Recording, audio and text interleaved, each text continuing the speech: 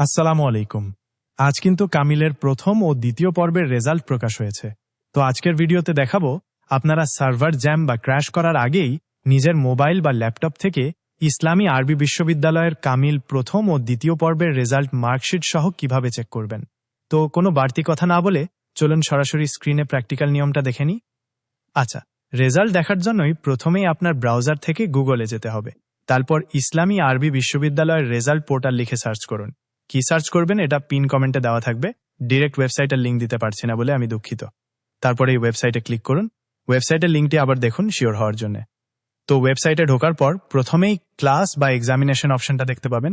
এখান থেকে কামিল সিলেক্ট করে দিন। ওকে, এরপর এক্সামিনেশন ইয়ারের যে ড্রপডাউনটা আছে সেখান থেকে আপনার পরীক্ষার সালটি নির্বাচন করুন।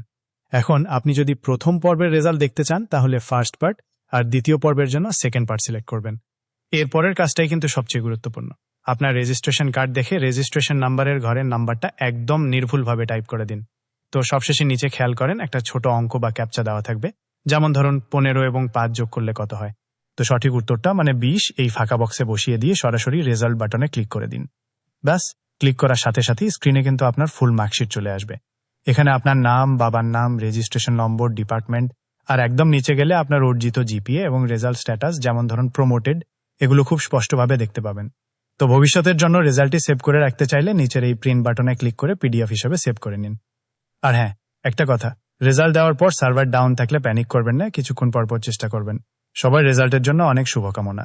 যে কোনো এডুকেশনাল আপডেট পেতে অ্যাডমিশন টক চ্যানেলটি এখনই সাবস্ক্রাইব করে রাখুন।